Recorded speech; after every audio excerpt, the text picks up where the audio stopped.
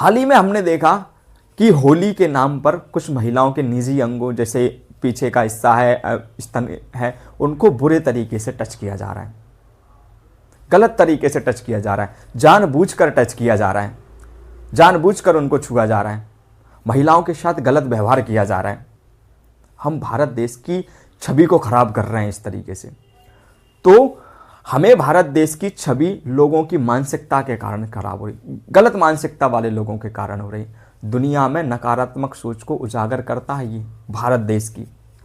हमें इसके बारे में सोचना चाहिए, सोचना चाहिए कि जो आप सोचिए, आप महिलाओं से निवेदन है कि ऐसे स्थान पर ना जाएं जहां आपके साथ आपके निजी अंगों को छुआ जाए, गलत तरीके से छुआ जाए, आपकी सहमति के बिना छुआ जाए, आपके साथ दुर्व्यवहार किया जाए। ये हमारी संस्कृति का पार्ट नहीं है, ये नहीं है हमारी संस्कृति का पार्ट। हमारी संस्कृति भाईचारा सिखाती, जात पात से ऊपर उठना सिखाती है, अपनत्व की भाव, एक दूसरे का सम्मान, महिलाओं का सम्मान सिखाती। इस तरीके की संस्कृति तो नहीं थी, लेकिन कुछ असामाजिक तत्वों के कारण हमने इस चीज़ को खो दिया है। अब ये बात करते हैं हिरण्यकश्यप की। तो हिरण्यकश्यप कहाँ से? तो हिरण्यकश्यप का वध कैसे हुआ? तो अंत में हिरण्यकश्यप ने क्या किया कि प्रहलाद से कहा, या प्रहलाद से पूछा कि तेरा भगवान कहाँ है, तेरा भगवान कहाँ है, क्या इस पिलर में है? सामने एक पिलर था, उस पिलर से खम्मा था, उस खम्मे से कहा कि क्या भगवान तेरा इसमें है? तो जैसे ही उसने उस पिलर को कहा कि भाई क्या इस खम्मे में, तो खम्मे में जैसे ही उसने प्रहार किया हिरण्यकश्यप ने, तो उसी में से भगवान विष्णु नरसिंह का अवतार, मतलब आधा सिंह और आधा मनुष्य का अवतार लेके निकल आए।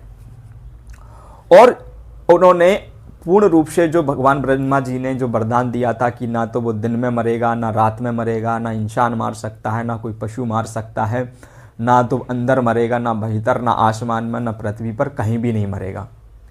इसी को ध्यान में रखते हुए भगवान विष्णु ने नरसिंह अवतार लिया।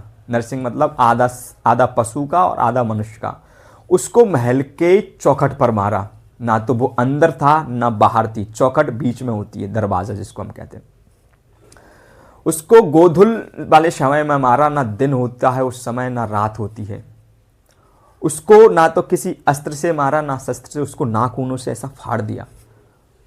तो उसका पूर्ण रूप से ध्यान रखा है, ना तो किसी अस्त्र से मरेगा, ना शस्त्र। तो इन सभी चीज़ों का ध्यान रखते हुए उसको बीच में से फाड़ दिया और हिरण्यकश्यप की मृत्यु हो गई। और हिरण्यकश्यप की मृत्यु हो गई। इस प्रकार से बताते हैं कि बुराई पर किस प्रकार से अच्छाई की जीत होती है। Thank you very much. जय हिंद, जय भारत। इस वीडियो